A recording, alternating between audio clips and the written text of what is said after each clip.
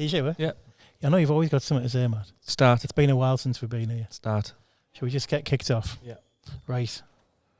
Welcome back to the Every Man Can Mental Strength podcast. Intro. Let's get this show on the road.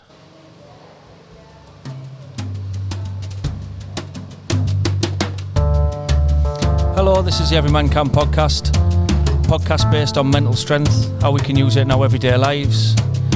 Interviewing local people, using their experience, their wealth of experience through their personal journeys and their own professional journeys, how they use it for themselves, how they use it for other people, and hopefully you can take something from it. We hope you enjoy. Hello, lads. Matt. Hello. How are you doing? Good. How are you? I'm not too bad. Do you know what? I'm absolutely glowing, to be honest. I'm happy as Larry, but at the same time, absolutely shitting myself. I keep flipping from shitting myself about the changes that are coming, but also getting really excited about it as well. More to say on that soon with Every Man Can community interest company and the work we've got going on. Good. All right, personally? Yeah, I never do a holiday, which is restful, do I?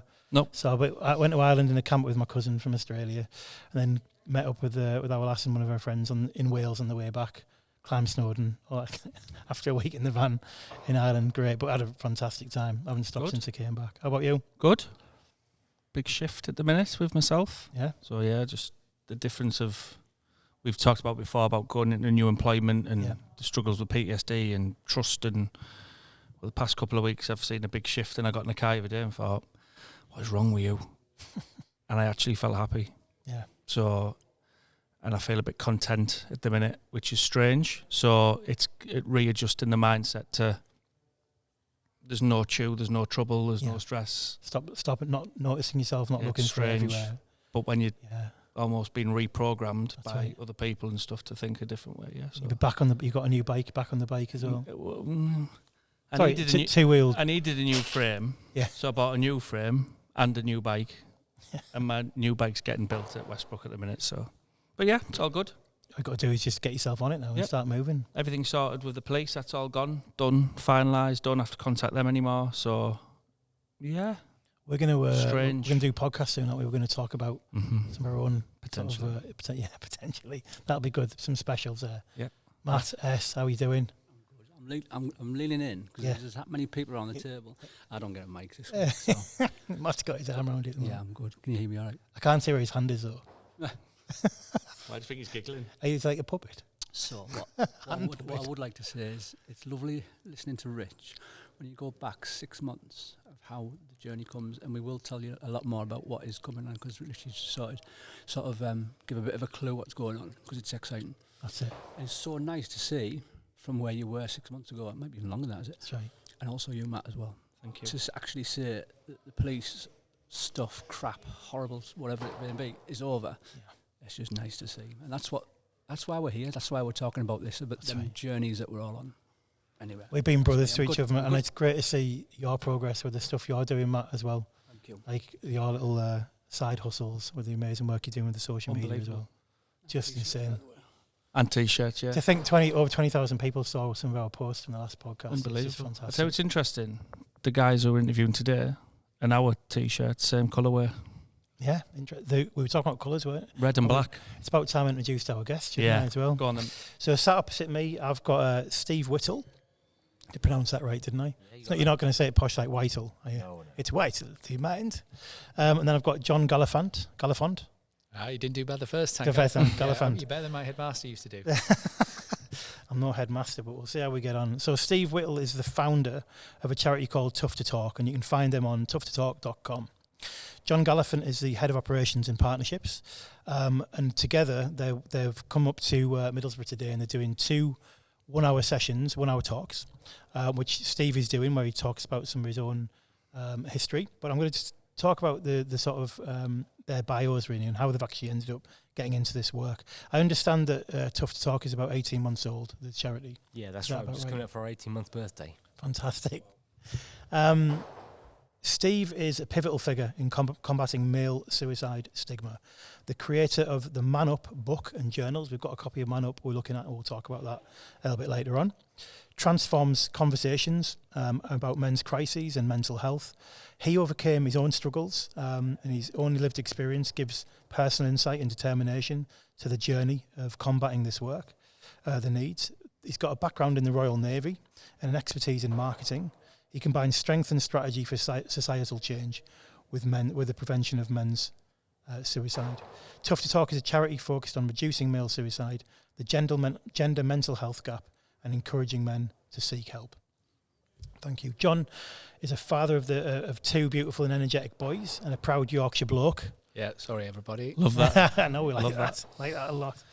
You've got to have a varied career in leisure, retail, hospitality, and you benefited from the range of sort of cultural approaches and viewpoints that expose you to, and that helped your own personal growth as well. You're passionate as a people-focused person and a team comes first type approach. Have experienced stigma in sport, business, and everyday life. In your interactions, have an appreciation of it being hard to reach out or talk about difficult issues as well, which gives you that personal insight.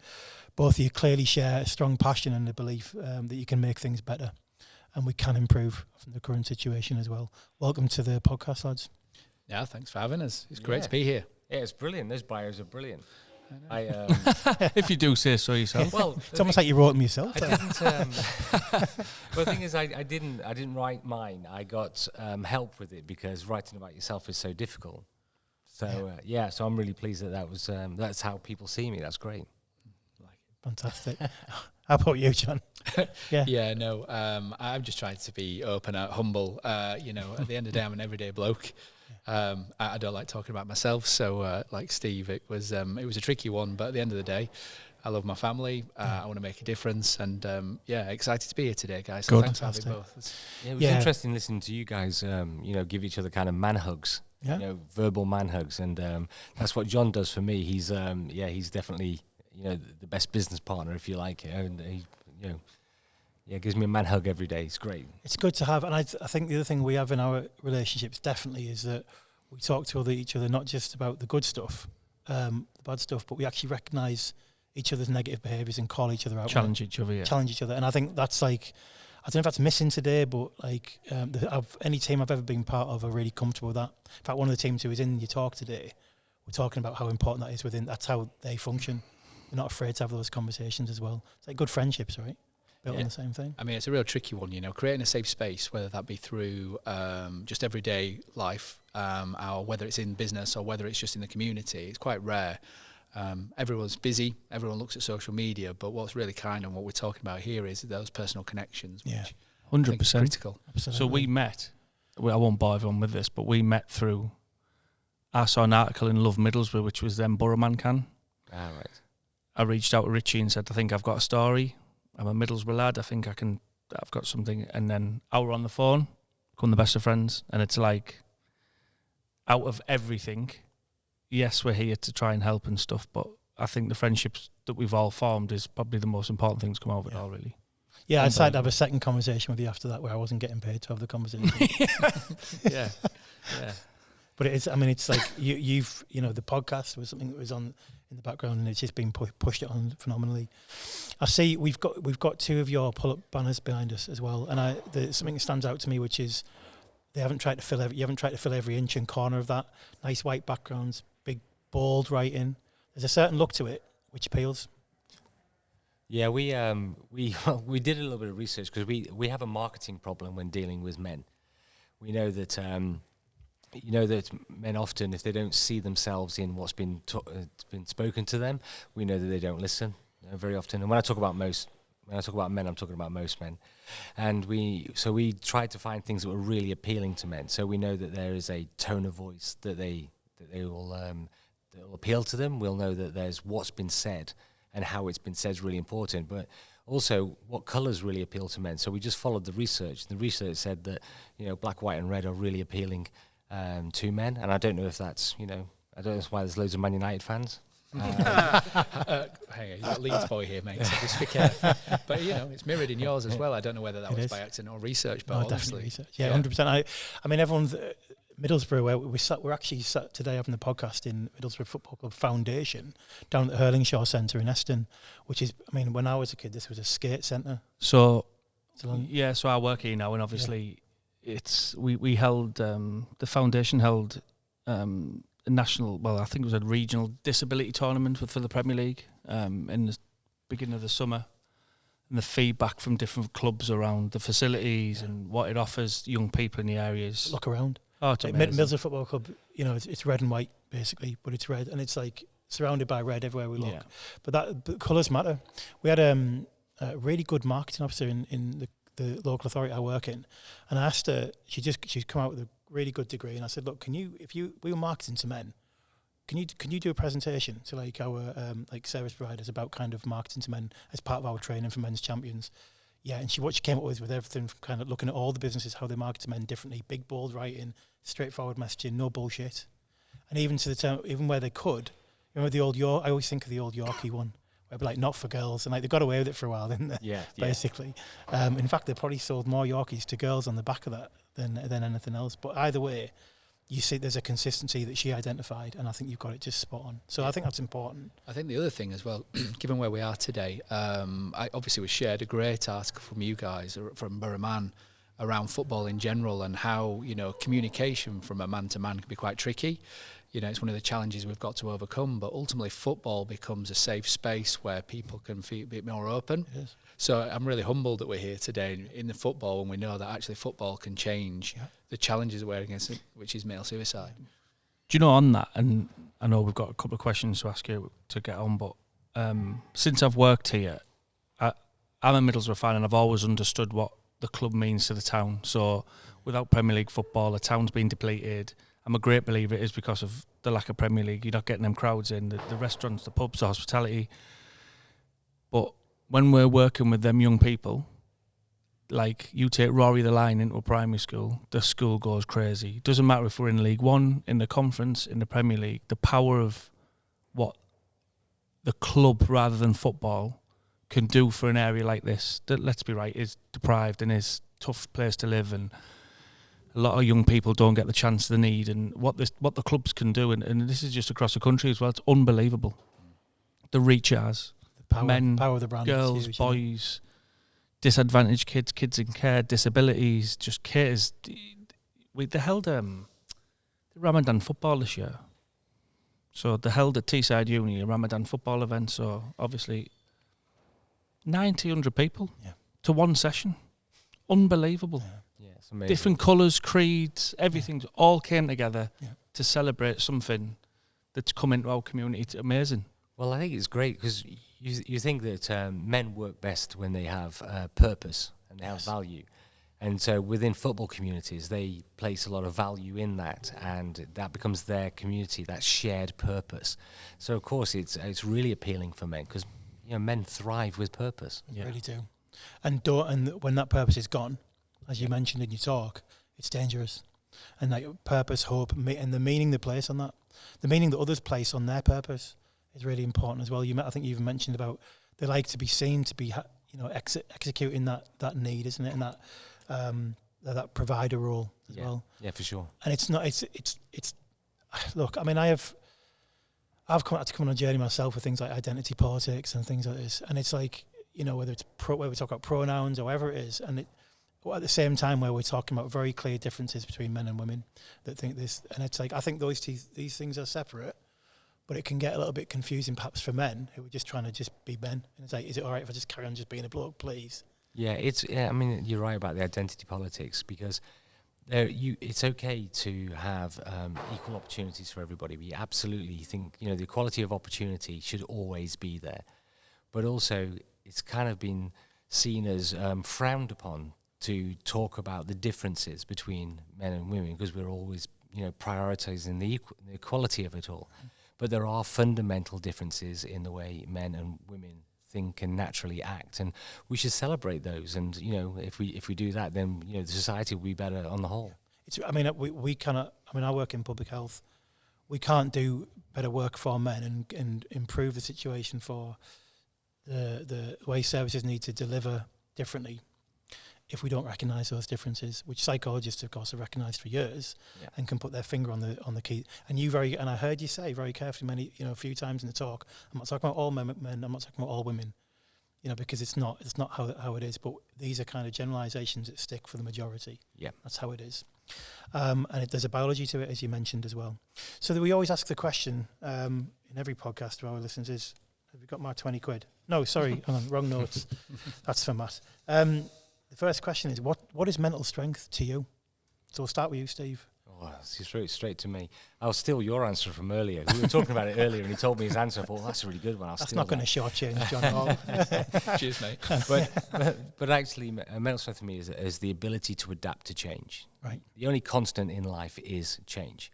So the ability to have that resilience, to be able to adapt to change, and then be able to reflect on that is really, really important. Is people who can't change, right, will always fall behind. So what do you think? Why particularly? So do you see mental strength as a test of how well you handle change? Yeah, absolutely. Okay. I think because we're always going to be thrown challenges all the time, and how we deal with that mentally is that we have to build that fortitude. Be able to adapt to change, and if you can't do that, then you're gonna maybe suffer with poor mental health, maybe get overwhelmed. Yeah. So if we can do that, then that's what I see it as. When you say change, if I say to you, well, what sort of changes would be common that you think would test, let's say males' mental strength? Yeah. So if you think about the factors that affect men's life, it could be anything from biological factors, so maybe they got poorly, huge factors that never get really spoken about is when older men are losing their testosterone, their hair might be going a little bit Why did you look at me? Well, he could look at you. He gets to see himself. He's like you should go Cress on the windowsill. Thanks. Feeling the love. Really asked for that one. Feeling the love. I know. Get your hand off me, you dirt bastard. Yeah, but you're right. So so with biological factors, your testosterone levels going down, but you might be 50 years old, but you're competing with other 23-year-olds in your organisation. So you've got to adapt to the changes in your physicality and everything that you're doing. So you have to adapt to that change and be accepting of that change. Right. Accept the things that we can't control. Right. And then control the controllables, I guess. I was reading something recently. I wish I could remember it, but it was about, we were talking about the number 33, and it was one of someone's angle on it to me. I think it was my cousin actually. He was talking about the idea that wisdom starts to develop around that age. Is that everything up to that point is kind of like but there's something that happens physically, biologically at that age where the wisdom starts to kick in. In other words, like everything you've learned, all the mistakes you've made start to crystallize, and then you start to make better decisions from that age. I don't know if, I've heard Jordan Peterson talking about the late 20s, like in that age when then sort of men seem to have like a bit of a crisis. There's another one, middle age and then older. And when you look at suicide rates and you look at the difficulty with like loneliness and isolation, there are those peaks. So have you thought much about the life course and the different ages of men? And I haven't really thought about that, in that way as much. Maybe I need to look at it. I definitely want to find out that stat. It's interesting. My son's about that age now, and he seems to have really found some balance. Right. And he's reflecting a lot more on what he's doing. So that makes a lot of sense for me personally. Mm-hmm. I've read the frontal lobe isn't fully. It takes longer for men to develop the frontal lobe as well. So I don't know if that's even. That's about 25 apparently. Gosh, well, which is like. I guess we're looking at the stats, and you're right. So 45 to 50-year-olds are the highest rates of suicide. But they're very quickly. There's a new stat come out saying that the suicide rates for under 19-year-olds have gone up by. And I'm quoting a stat now, and I'm not quite sure. So I'm sorry about that. But I think it's about 600%. It's okay. So younger people are really starting to catch up. So that's what we're looking at in those age groups. So what's happening to those people in those ages now? 45 to 50-year-olds. Normally when they have significant changes that they have to adapt to change for, if you think as you're a man, as you're moving forward in life and you're thinking, well, actually I've got less life ahead of me than I've got behind me. If you've got a mindset that's thinking that, then that's going to really affect your identity as a man. 100%. And, if you lose something important at that point in your life, maybe you lose a partner. and you go, one of the things is, well, I'm actually grieving now for the loss of my partner, but why have they left me? What does that make of me? Right. And who's going to want me now? Yeah. Because I'm older and so on. So those kind of serious changes in your life, if we can't adapt to those changes and be comfortable with those changes, then it's going to have a real effect on you. Just before we ask John what your take on mental strength is, I can relate to that. So when I spoke earlier about I'm starting to feel comfortable in a different workspace, being in an institution like the police for 20 years where you had your rank structure, this is what you did, this is what you do. I felt really uncomfortable. My first day here, my partner messaged me and said, what's it like? I said, it's like a crash. Like 18, 19, 20, 21-year-olds where I was like, this is like... And although I've worked with that age group in the police, not so young as 18, 19, but I felt completely out of place. I thought, what am I doing here? What skills can I bring to this? And I isolated myself, and I just went off and did my own little thing, came to work, left. I only worked part-time, so I was... But spending a week with them, we had an all-staff week. And to see the vibrance and to see their enthusiasm and their ideas and how quickly we got given a task of do a gratitude video, and Matt was there. And I was with Ruby and Lena, who sat over there. And I'm going, I'm not comfortable with this. So I'm like the grumpy ass, do you know what I mean? So Ruby and Lena, like, learn a TikTok dance, and I said, I'm not doing TikTok dance, but I'll play the grumpy man. So TikTok dance done, they do a dance, they're laughing their heads off, came to me, I just played the grumpy man. It was like that. I'd still be now going, is that right? How do we work that? And actually what the past 2 weeks have taught me is that it's all right to be older in this younger workspace. I'm not chasing promotions anymore. I'm not chasing money. I'm quite content part-time, doing what I need to do, helping the young people I work with. So it's really interesting when you say you feel uncomfortable in a space, because I've been there and I'm slowly learning that actually people are accepting of me as an older person within the workplace and actually lean on you. Yeah. It's a joke in the office. Like I'm like the dad of the office. Oh, what do I do with my car insurance and what do I do with this? And my right, sit down, let's go through it. But it's a really powerful thing as well. That's not an actual fact. yeah. I know, yeah. But I get what you mean. It's a difficult space to go into. I think it's great what you've just said, and I think that we need more men who are older who have that kind of mindset, because we need to be better leaders, better role models for young people, because at the moment we've got our youth being brought up on being brought up by social media. That's their parents, that's who their role models are. And there are so many bad role models, and we just need to out-role model them in real life. And so what you're doing is amazing. That's excellent. So let's turn to you, John. What is mental strength to you? Yeah, well, what he said, no. Yeah. Quick and easy, isn't it? As a Yorkshire fellow, we only like 3 words. No, it was an interesting one, because I had to really have a bit of reflection time when you asked that question, because, again, it's not something you really front up to and think about what that is. Even in your own thing, you just get on with things, don't you? And it was good to have that pose, really, because from a bit of self-reflection, I suppose I learned a bit about myself during that journey, if I'm honest. And I think for myself, Steve mentioned resilience, which is what he stole from me, to be honest.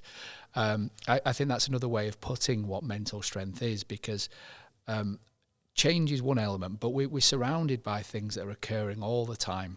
And I think that's getting worse and worse, to be honest, with the internet and etc. We're a culture now where you can't switch off. And I think, some of those are at work, some of them are with your friends, some of them are, just at home as well. And I think the ability to deal with those different dials changing it is what mental strength is, and how capable you are within there. And I think, alluding to a bit what Steve said, I think you can't always deal with everything. You can't. Mental strength, we can't be strong all the time. And I think that's where it's important we support people around to have a safe space to say, I'm not strong today. Yeah. Because I think there's strength, but there's also weakness. And I think both are the same thing. And I think mental strength is sometimes understanding I'm struggling, just as much as that I'm not coping with these different dials going around. Because my own personal experience, I don't share much, but I've been through the journey of trying to take my life twice. I remember it very clearly on reflection, but not in the moment. And I talk about it as noise. So on one hand, you've got the noise at work and all that. And, I've been with some big organisations. And I can deal with that if home's fine. And I can cope when there's a lot of noise at home, but when I'm at work, it's nice and calm. What I found when I really struggled is both were feeding one another, and it became almost like a cyclone feeding the other cyclone. Propping each other up. And I couldn't turn down the noise. And that's where I didn't realise that strength is weakness at the same time. And actually, I should have tried to reach out. What I did was push away. What I did was be angry. What I did was around there was actually, go to alcohol for a period of time to try and quell that noise and quieten it. And mental strength for me is going, hang on a minute, I need to speak to somebody right now. I need to open up a little bit. But the stuff that we've talked about, the stoic nature, the things around about what's perceived as me as a father of two, which I'm super proud of, that should be things where I should be able to open up, but they stop me because I was brought up traditionally. I'm getting a lot better relationship lately with my father, but those things around that, things at work where I wasn't allowed to, I was allowed to, but I didn't believe I was. And with my friend circles, it became quite an uncomfortable thing because, I've had a lucky upbringing by all means. But for me to turn around to one of the lads and go, do you know what, mate, I'm really struggling. They would have jumped on that and they'd said, what can we do to help? But I didn't, because it's not what you do, right? Yeah. So for me, just to circle back, I think mental strength is around about listening to what's going on around, being real to yourself about that, but also reaching out. And when you see those flag stats crop up, don't wait till it's too late. Strength is actually pulling some of those flags down and speaking. Thank you. That is, both your answers there are absolutely phenomenal. And this is what we tend to get, is people's different personal angles on it, and just something new to learn every time. First of all, thank you for sharing what you did there, quite personal. I think anyone we always think about blokes who listen to the podcast and trying to dial in some of the different messages. And if anyone is obviously kind of like listens to that, you probably didn't recognise yourself from then till now and where you've actually come, and I think that's a huge positive that you can share that. And I know you do, Steve, as well. You talk about your own suicide attempts. Yeah, it's I think demonstrating vulnerability, you're much more likely to engage with other men who have done the same. So they if they see you reflected in themselves, then they're much more likely to engage. And that's so we need more men to be able to find the strength to be able to talk about the things that's going on. So it's all about mirroring, I guess. Yes. And a lot of the time when we're getting support from people in organisations, often that messaging is coming from women, and because whether we like it or not, most women are much more empathetic than most men.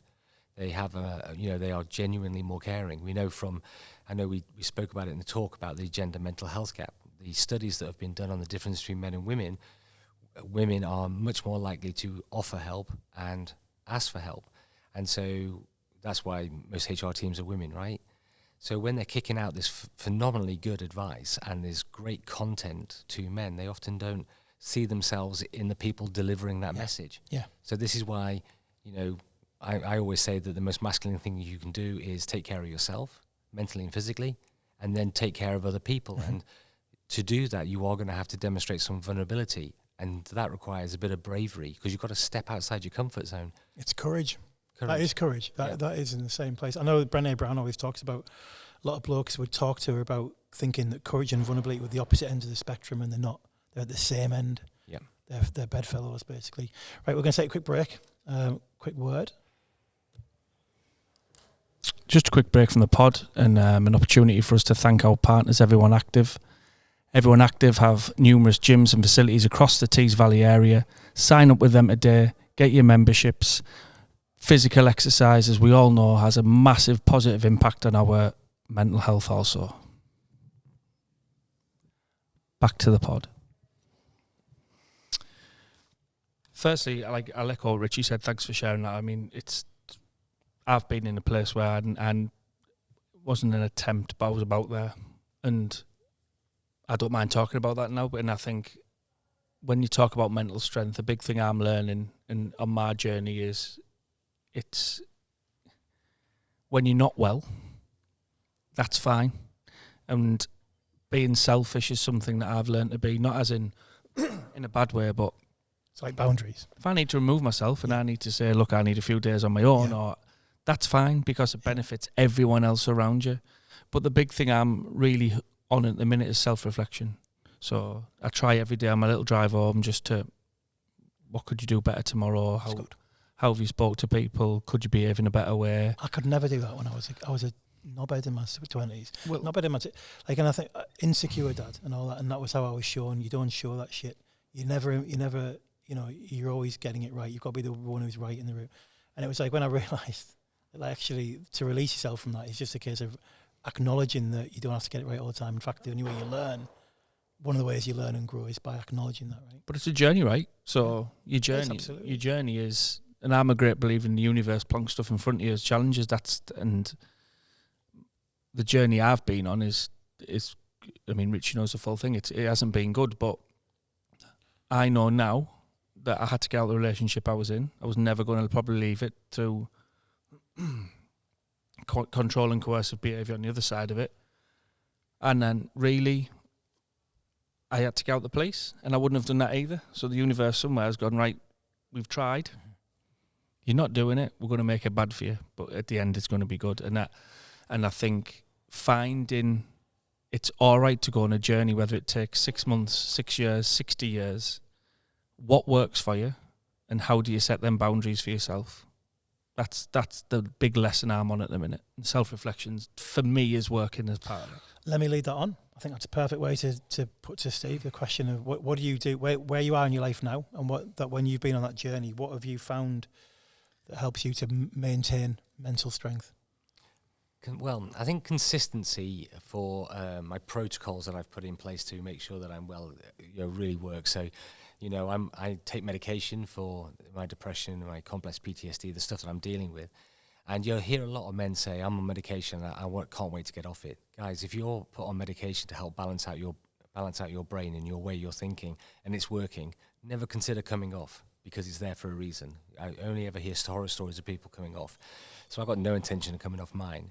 But then it's looking after yourself, I really love what you said about reflection. You got no I'm not challenging this, I'm just interested. No intention of ever coming off? No, if they're working for me, if I'm taking this medication and it's balancing me out to give me space to be able to do the right things. So the right things for me is make sure that I, look after my health, I look after my nutrition, I look after my brain. But when I'm not on the medication, it gets very cloudy, and then I'll make poorer decisions. And so why don't I just stay on them? They're not doing me any harm. So there's no side effects that I'm suffering. Right. And you'll hear a lot of men say, well, I got these side effects. Well, there's tons of options of medication, so just keep going until you find the one you want.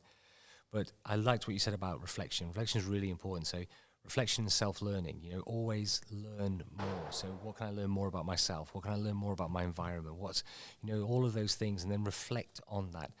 I think it's really interesting. I went to a talk recently about the use of words that men and women both use when they're describing how they're feeling. And there's only, they don't use words like I'm sad, I'm angry. These words don't get used. When you ask somebody how they are, they go, fair to middling, I'm doing all right, be better tomorrow. We never really discuss those things. Yeah. So I looked at that and I reflected on what I do. And it was absolutely right. I never really tell somebody how I'm feeling. So, and even to the point where me and my partner now have a new thing in the house where we have a grading system on how are you today? And we now do numbers, and I'll go, I'm an 8. I like that. And she'll go, that's great. If I'm anything less than a 6, she'll start questioning me about it and say, well, listen, how do we get you? What do you need to do? That's it, not challenging me. She'll say, what do you need to do to get higher? And then I go, well, I've got something else I've got to learn now. Well, how do I reflect on that? What do I need to do? So it's that constant learning, constant challenging how you're feeling. So that's most of what I do. So if you've got things that work, consistency, but constantly learning and reflecting on the things that you've done. Very powerful. And I think that I actually get the impression that when I was talking about the age thing, I'm not sure a lot of lads, I certainly didn't. I was kind of on autopilot and always looking for threat for very similar reasons, same reasons as you described in your talk from experiences from childhood. Always on the threat level, always looking at what was going on, autopilot, never spending any time considering who am I right now? Why am I interacting? Why am I even here? with these people, is this where I want to be? Is this good for me? Is it healthy? Is the words I'm using, all that stuff? Are the decisions I'm making going to benefit me, or is it more for other people? Didn't do it until I was in my mid-30s. And I see a lot of people, you see it straight away when people aren't doing that. But I think that's such a powerful piece of advice. I genuinely do. But just before we ask what your tactics are for yourself, interesting, after your talk today, myself and a colleague were talking about tactics. Look, you put you on one football pitch, you start tactics. I know, tactics. I'm going to get my board out in a minute, like Pep. I know, yeah. Meditation, move to brief breath work. Yeah. But no, it's don't ask people. So sometimes I won't ask people if they're all right if I'm not in that space, because so sometimes I will just, morning, no, are you all right? If I'm not in that space, I won't say, how are you today, are you all right? Because I don't want to, I'm not in that mood, I'm not in that place to, and I think that's, people see that as a criticism sometimes, but that's my boundary of morning. That's me. As the afternoon goes on, you're trying to get into amber or green or whatever, you go, how's your day been? Yeah, it's all right. Then that conversation opens up. So I think don't be disingenuous when asking people are they all right, because then when people actually might go, well, actually, this, I think some people go, all right.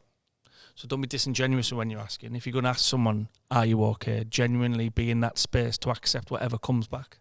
Brilliant. And a great video that Brené Brown stuff did about 10 years ago about the difference between sympathy, empathy and compassion.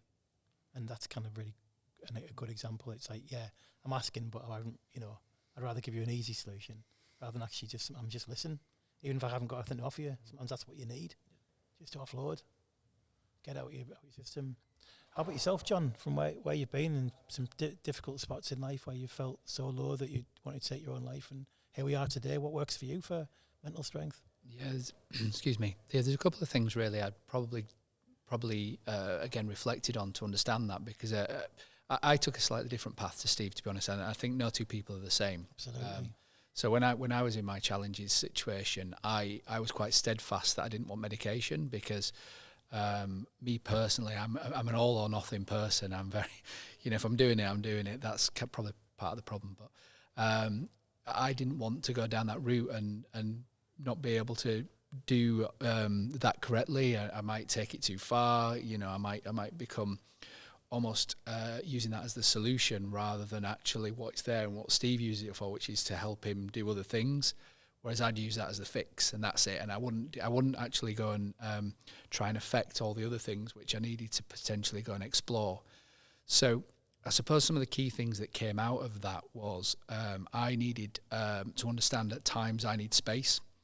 The noise I talk about is the way I can, narrate that. I need to take myself out of the situation, and I just need calm or quiet, or I just need space where I've just not got it all in my ears all the same time. So taking and removing yourself from a situation, so that's self-awareness a little bit, that, to your point, I'm struggling a little bit at this point in time. I don't want to engage with you. My cup is full.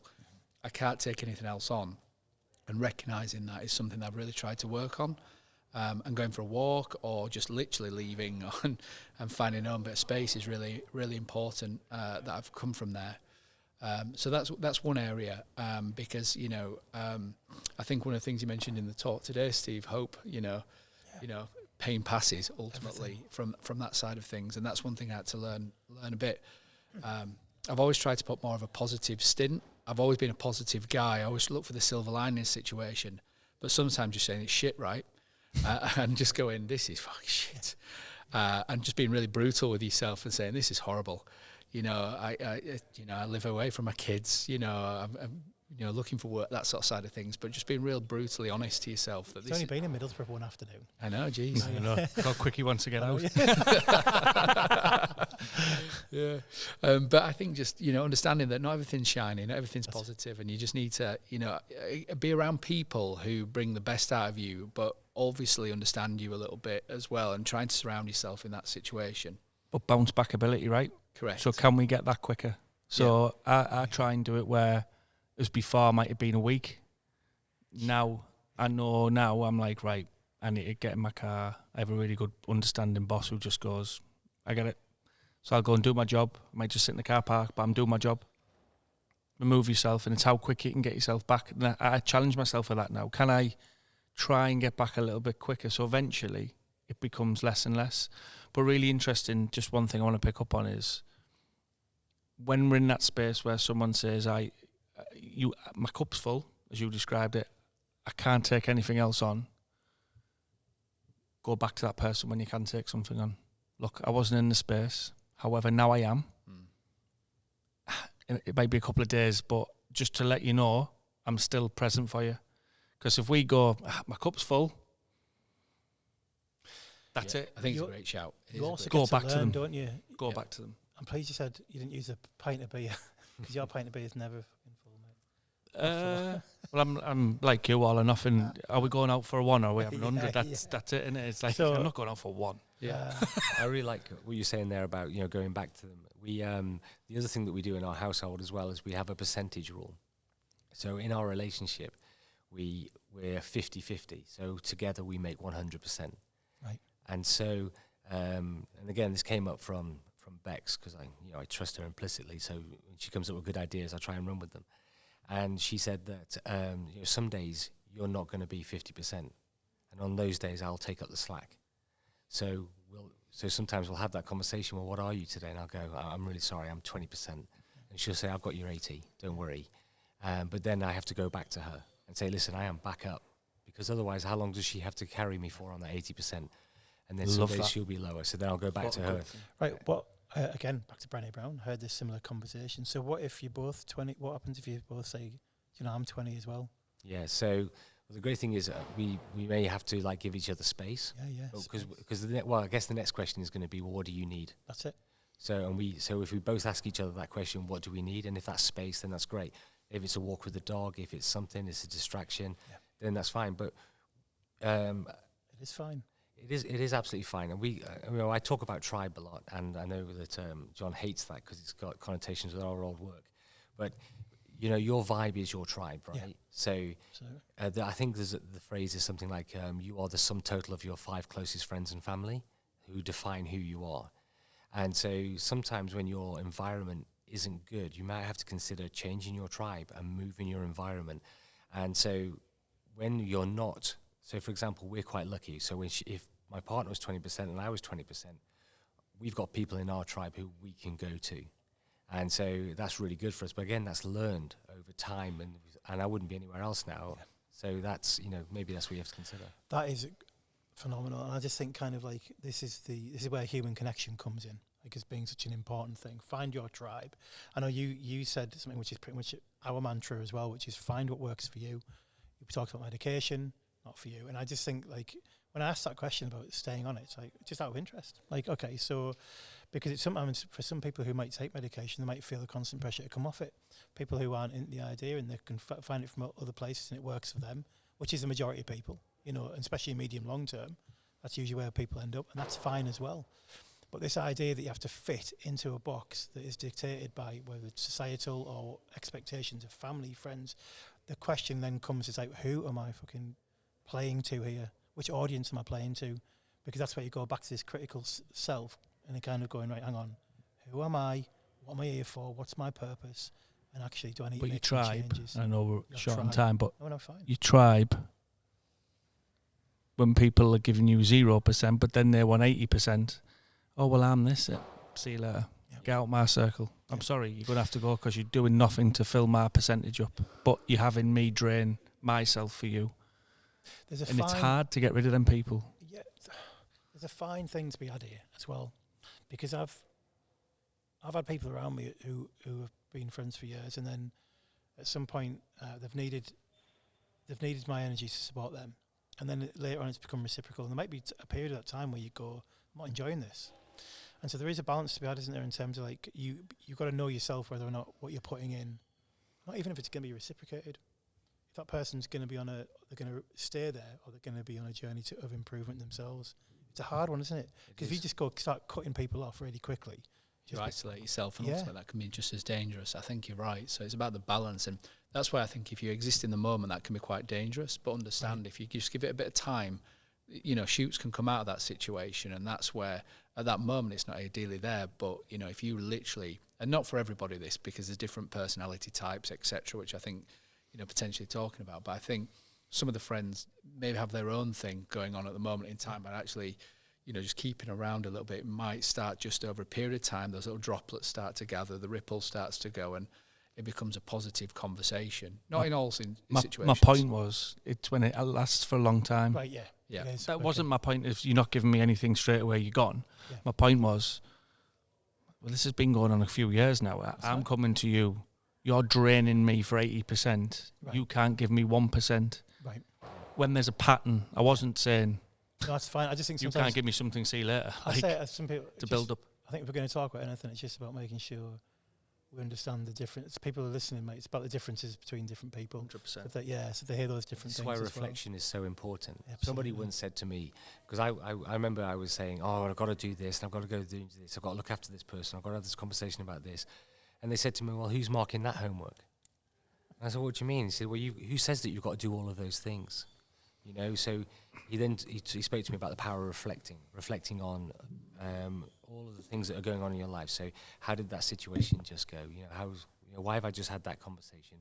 Could it have been done differently? How are we going to do that? And then it becomes a learned behavior, and then you will know who are your go-to people, and you'll know who you need to spend less energy on, because they're never going to give you something back. But over time and reflecting on how you have these conversations and the outcomes, reflecting on the outcomes of them as well, will then allow you the opportunity to go, well, actually, having marked my own homework, I know that I don't need to do that now.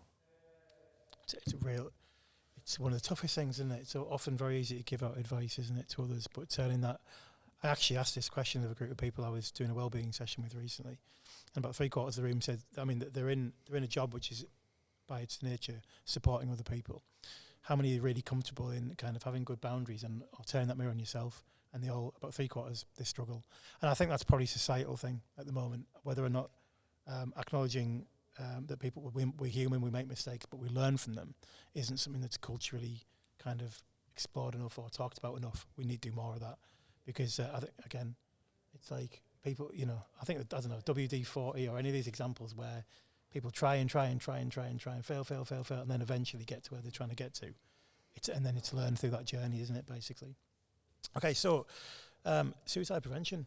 We're sat here in Middlesbrough, or just very close to the boundary between Middlesbrough and Redcar, one of the highest suicide rates in England, consistently, unfortunately. And that man thing of 75 to 80% is something that we've seen consistently for many years.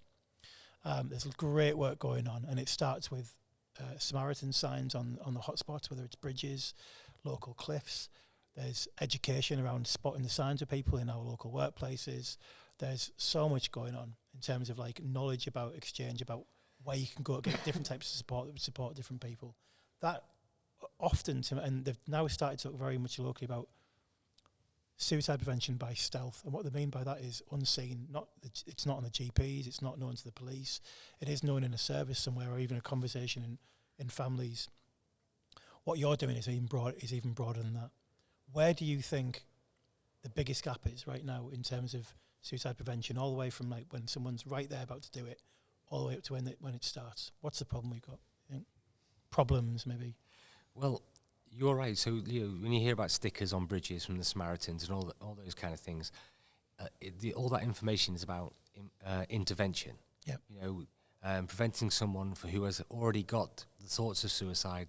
They've got suicide behaviours, self-harm. They're already there, and we're intervening. And you're right about the stats for men. Men are dying at 3 times the rate of women, and so as a result of that, we know that men have a much greater problem. So intervening with men is a real problem, because we know that men don't reach out for the support they need whilst they're suffering. So how do we get into them there? And then we know that men bury their feelings, and they are, and also we know that men choose the most violent methods of suicide. So there's very, very often it's not coming back from there. So intervention, if we get the chance to catch men, then brilliant. But so we see the biggest opportunity for us to save more men is through influence. So in that space, before they've made a decision to die by suicide, and especially before they're having those thoughts of suicides. So that space is all of those factors that overwhelm a man to make him feel hopeless and worthless and have no value and no purpose. That's where the conversations need to be had. And, you know, it starts with men, you know, demonstrating great masculinity and vulnerability and equal opportunity, and having those conversations with each other, dealing with the problems before they become too overwhelming. Aiming up, but being that open as well. You've got Every Man Can, which has evolved from the older Borough Man Can campaign we had in the area, literally started off through an insight report which looked at, one of the recommendations was, we need to hear more from men. We need to be sharing the stories of men to inspire other men to do the same. So the positive stories that includes all the difficulties, all the barriers that to overcome to get to that point. And you've curated a set of stories in this book called MANUP, #MANUP by Tough to Talk, curated by Steve Whittle. And so this is one story. How many stories in this book then? There's 20 in that book. There's an interesting point about the stories that we got. I interviewed 49 men for the book, all from different backgrounds, ideologies and so on, all different age groups, who all shared different stories. Now, some of them do talk about attempts for suicide, but a lot of them are just talking about those factors that, you know, that are just making them sad and beyond, right? And how they got over that. But I interviewed 49 men, and I told them all, I said, listen, I'm going to use your real name. And we only changed certain things. There's a story about narcissism and things like that. So we changed the names of the people involved and the location and stuff to help protect the man. But they were like, okay, that's no problem at all. We'll do that. So I ended up with 49 stories. 9 of them we didn't use because they were very similar to others. So that might come out later. So I've got 40 stories, and I'm really happy. And then I sent out an email to them all with a release form saying, please give me permission now to use these stories. And 20 men dropped out, right, because it became very real that they were about to share their story, and they were all very apologetic, and they said, I'm just not ready to share my story, which just goes to highlight, you know, that half the men just said, I'm not ready, I'm not prepared. So we need to hear, like you say, from more men. And the book itself is, you know, and the book is great. You don't have to read it from front cover to back cover. You just choose a chapter that you think, actually, I want to read that one first. And so I'm really proud of it. Thank you. And as Matt alluded to earlier on, that's essentially how we met. I put out a call for stories, and Matt had a story and shared that, and look where we are today as well. We could almost certainly talk for another hour quite comfortably, and believe it or not, we're 50 minutes in as well. People on the pitch. You guys have got your toughtotalk.com. You're on Instagram, other social media. Yeah, so our prime source on social media is LinkedIn, because obviously we want to connect with leaders from male-centric spaces who want to support their men. But we are on Twitter and we are on Instagram, like you say. And Tough Talk is exactly the right name. It's actually like it's raw. It's talking about men who are going to be at that lowest point and trying to prevent them from getting to that point through the storytelling, which I think you've demonstrated powerfully today. I just want to congratulate you both on what you've put together. Understanding the work is stuff that I've been doing in public health for years, and you literally ticked every box. You've obviously put the work in, and I wish you every luck. Thank you. Going forward. So thank you for your time. Good luck with it. Enjoy the second talk tonight at Red Car Athletic, I think it is, and have a safe journey home. And see you again soon, hopefully. No worries, thank you very much. I know I'm going to speak for John now, but I think John and I are really proud of what we've done. And should be. Thank you a lot. It is. Thank you. Take care. Cheers, chaps.